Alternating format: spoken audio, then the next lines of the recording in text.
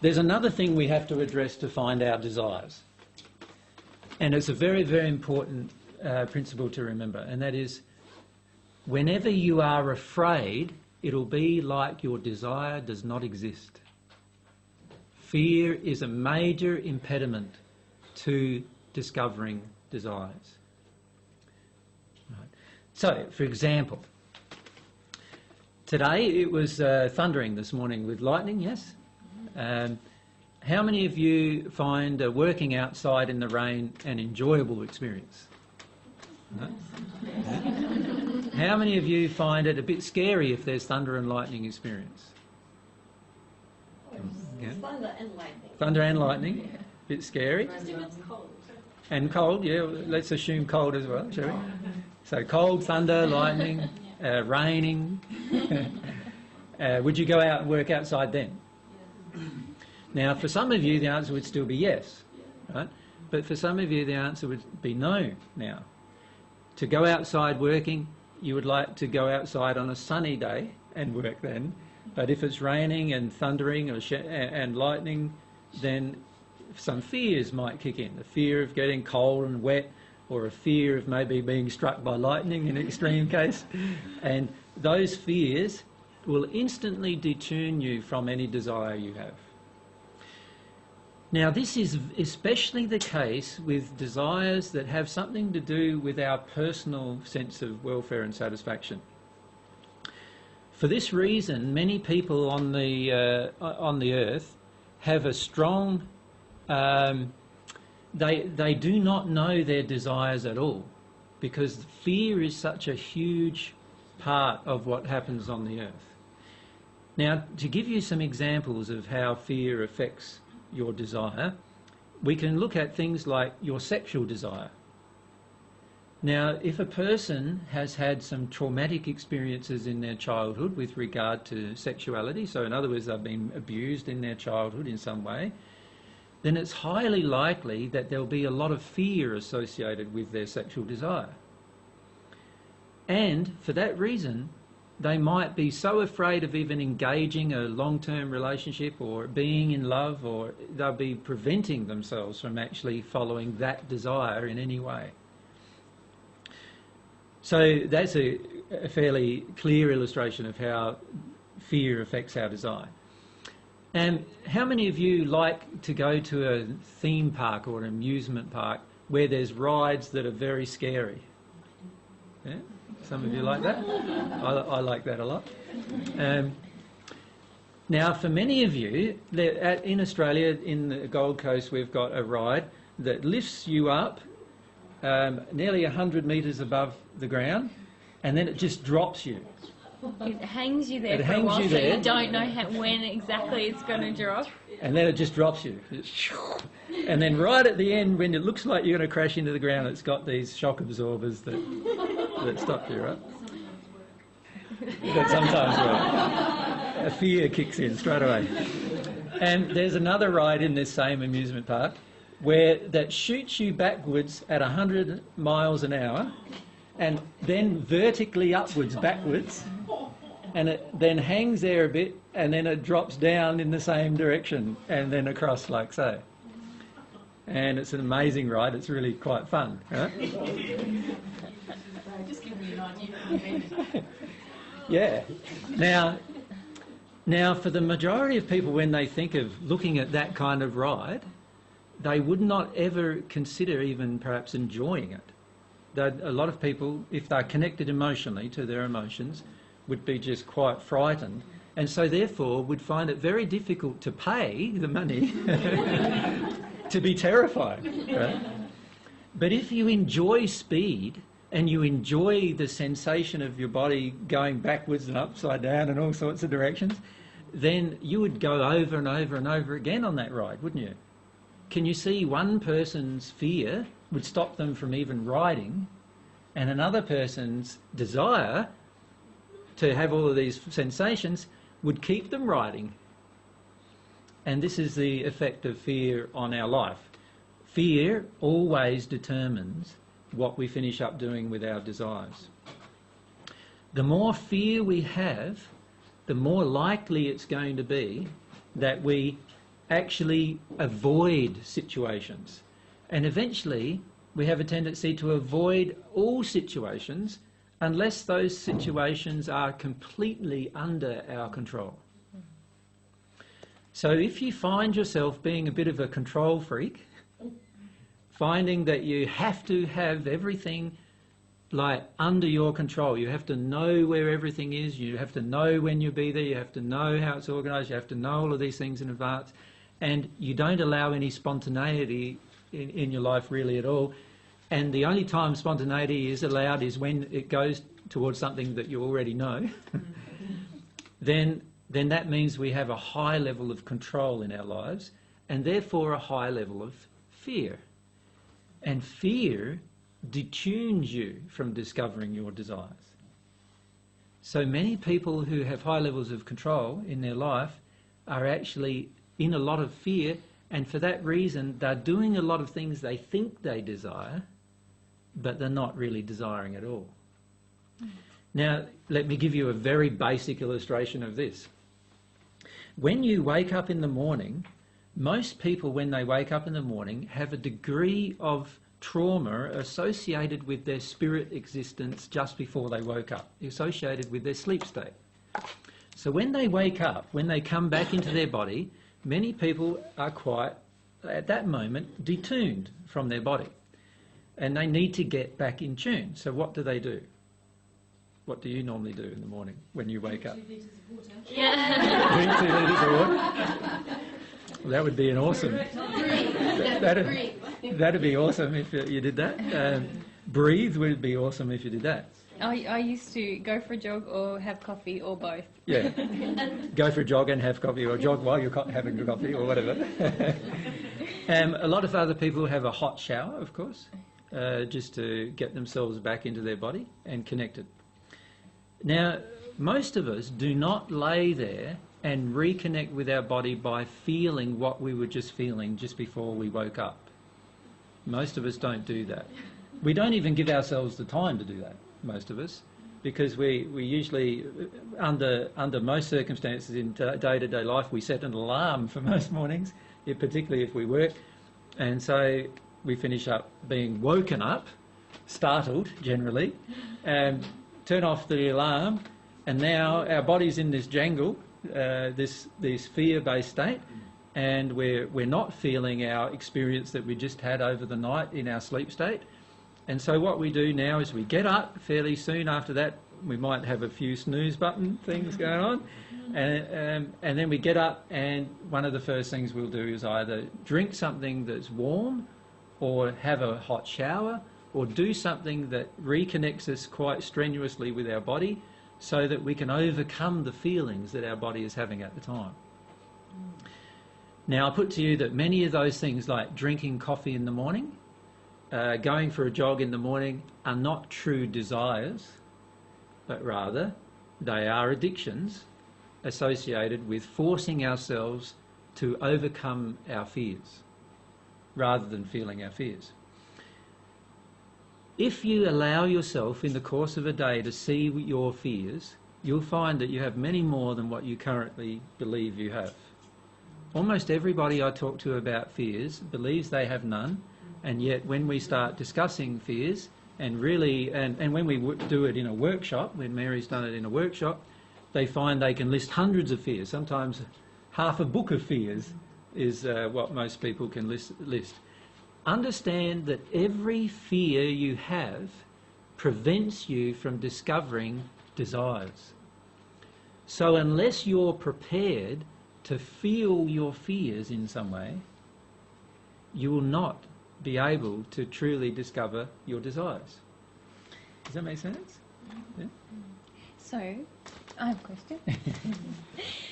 Okay, say I'm living this very fear-based, controlled life. Like every variable is controlled in my life. I know I have a routine. I only associate with people that I feel comfortable with. I am in a job I feel comfortable with, and I know where I'm going with that.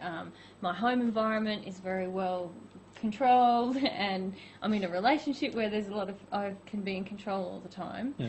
But I feel really dissatisfied. I don't really know what my passion is in life, and I just feel blah. Yeah. how do I move from there to a place where I'm totally living in harmony with my passions and I feel really alive again? Mm-hmm. Is it simply a matter of just seeking out fear and challenging whatever it is, or do I need to do something relating to my passion and desire? Well, what you described, though, normally a person living like that doesn't know what they desire. That's what yeah. So that they need to do two things. The first thing they need to do is they need to start challenging all of their controls. So whatever your controls are, you need to challenge them. So let's say you find yourself controlling, like, for example, every single day you have to clean the house so the house is nice and tidy. You like coming in and you like seeing it clean. Then what I would do is have one day a week where it's allowed to be a total mess and see how you feel about that. Does that make sense? And that would challenge some of those fears. Now, sometimes we have a lot of fears associated with that. For example, if on the day that it's a mess, your mother comes to visit, many people then have a higher level of fear. They run around, they hear their mother come to visit, they run around cleaning everything up, and that indicates that there is an addiction in play. That indicates that cleaning up is not a desire, but rather based on a fear. And so then I would challenge that fear. So I would leave it untidy, and when Mum walks in the door and starts nagging me for the place being untidy, I would address the issue with her emotionally. I'll say, why is it that any time my house is untidy, you come in and nag me about it? It's none of your business. Go and come back when you can walk in the door without nagging me about anything. Right? And that would address the... You never see her again? And that's fine if you never see her again. And my feelings are, if you never see her again, that indicates that all of your life, all she's ever done is nagged you, and she doesn't have enough love for you to visit you without attacking you in some way. So to me, then I would have to accept that my mother doesn't love me very much if that's what she wants to do. You see, every single time we address a fear, we automatically also find out truth about relationships and all sorts of things, including our desires. We find out truths about our desires every time we confront a fear. Now, that's the first thing we need to do. So if we're in a state where we've got everything under control, everything's fine, we're really happy with our life, then except we feel quite unfulfilled, then what we need to do is we need to start challenging our fears. And the way we challenge our fears is by challenging your controls. You see, a lot of people don't see their controls at all until they start to get challenged by them. Right? And many people in the Western world have a huge number of controls. We have a control of our physical environment. We don't like to be cold, we don't like to be hot, we don't like to be wet, we don't like to be too dry, we don't like to be, and the list goes on, right? And so what we finish up doing is having a very narrow range of our life as to what we are happy with. And we are very happy when everything in our life suits that narrow range. But as soon as one parameter goes outside the narrow range, we are instantly upset. We are instantly angry or sad or feeling hurt or afraid. And that is an indication of how controlled our life is. Does that make sense to everyone? And what we need to do is challenge these controls, and then we'll expose our fears.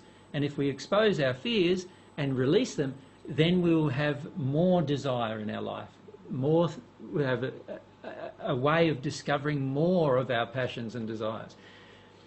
When we don't challenge our fears at all, and we're just living in our addictions, you'll find that you are not actually finding many of your desires at the same point. So that's the first thing that's important. So it's literally that addictions sit on top of fears, and the minute we start clearing away fears, our true nature and our true passions start to surface. Yeah, and some of our true nature and passion may firstly be a bit of grief under the fear, and that we need to experience. And then once we experience that, we'll start to have some joy, and we won't be constrained by the same fear anymore. So we won't be controlled by the fear. Unfortunately, what most of us do is that we control the fear using methods. I knew a man when I was younger who was very afraid of flying in a plane. And he knew he was afraid, he would get very afraid. So what he would do is he would have 5 double scotches before he got on the plane. 5 drinks. Sorry? And he was the pilot. No, he wasn't the pilot. Sorry. Fortunately. And then he could fly from one location to the other. And where we lived, there was sea between us and almost any location you could go to, so he had to fly. And so every single time, instead of enjoying the flight, and if you fly with him, you say, look at that out there. I don't want to look at anything. He's not looking at anything. He's half drunk, not wanting to look at anything, and still in a place of terror with his fear. So if he addressed that particular fear, he would actually enjoy flying, enjoy the sensation of going up, coming down, enjoying what he could see. Everything would change for him. He wouldn't be afraid to go places either. He would only go places if he really had to for business. Aside from that, he would stay home, and he would try to organise his life in any way to avoid the plane trip, any way he could. If you're organising your life to avoid something, then it's an indication that we're in fear. Right? While you're in fear, you cannot discover your desires. So it's very important to understand that. The second thing that we would do, if we do not know much about our desires, is we would start a process of experimenting. In other words, we would make a list of a heap of things that we've never done before, or only did when we were a child. Right? And we would list all of those things, and then we would go to do them and then feel what we feel when we're doing them. Now, most of the time, we have avoided these things. So that tells us generally that if we have avoided these things, there must be fear associated with doing these things. So, for example, how many of you love music? How many of you all love music? Most of you love music, yeah? How many of you play a musical instrument? You notice there's much less people who who play a musical instrument than who love music. Now, why is that? You know why I feel that is? Because the rest of us are in fear about having to actually produce music. We are in fear about an instrument. If we love music and we don't play any, then there's a high likelihood when we're a child something happened that caused us to avoid anything that may cause us embarrassment. And picking up a musical instrument at the beginning and you start playing it, often you can't play it, of course, and you have to learn, and time has to go past, and during that time everyone around you criticises you generally, right? And everyone around you feels very uncomfortable because they hear the mess of our music. It's because it's not music yet, it's just noise. And they hear the mess of that, and often we cannot cope emotionally with the projection that comes from them to us about the engagement of the music. And so we stop. If we really had a desire, we would keep going. So I suggest that every one of you who have a desire for music and yet who are not playing an instrument need to go out and choose an instrument and start learning. Does that make sense? And see what fears come up. Because initially what are going to come up are all of your fears associated with the process. That's what's going to come up first. That's the reason why you haven't done this and you've been relying on other people to provide the music for you. Once you get through your fears, you will begin to feel very positive about picking up the instrument yourself and learning. You'll come to love the learning process, and you'll also enjoy, eventually everything will click together And all of a sudden, it'll all sort of come together and gel. And from then on, you're starting to actually play songs. And from that moment on, you will actually enjoy the process. And then you'll know whether it's a desire or not. Only then will you know whether it's a passion or desire for music or not. You see, most of us have fears associated with every one of our desires. And that's what we need to address. It sort of makes it seem arduous sometimes, doesn't it, to actually follow our passions, because in front of every one of them is a whole lump of fears. Like I'm thinking about picking up the instrument and knowing how I've tried, how arduous it feels, because there's so much emotion in me about I'm terrible at this, I'm not as good as other people, why am I so stupid? All this sort of stuff comes up. And in particular, most of our emotions are associated with our family. So in your case, my mum, you know, the musical family, and the gene missed me, and that's, everyone's always said that, you know. So lots of stuff about approval, disapproval, jealousy, fitting in, all that stuff. All those things, yeah. Yeah, and then at the end of it, maybe I'll realise it's not even a desire. It's highly unlikely that when we engage that process, that we see God created us to have many desires and passions. Now, some of those desires and passions are greater than other ones.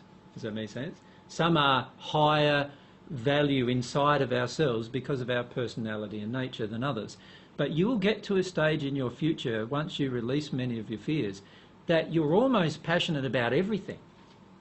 You're sort of passionate about everything that you can do, and you embrace almost everything rather than being controlled in your environment. And so, you know, if somebody said to you, you need to get up tomorrow and talk to 100 people about your passion, that's a very good sign as to whether you're really passionate or not, that you really have a desire or not. If you can't talk in front of 100 people about your passion, then it's highly likely there are some addictions involved still in your passion. And you can release them if you wish. But the reality is, when we're truly passionate, we will be able to get in front of 1,000 people and talk about our passion. Right? When we're truly passionate about what we do. We'll be able to do that because we will not be focused. Remember, the first point of this discussion was we will not be focused on other people's opinions of our passions. So therefore, you could get up in front of 1,000 people and discuss your passion. Because it would only be fear that would stop me being fluent in that place, wouldn't it? Exactly, yeah.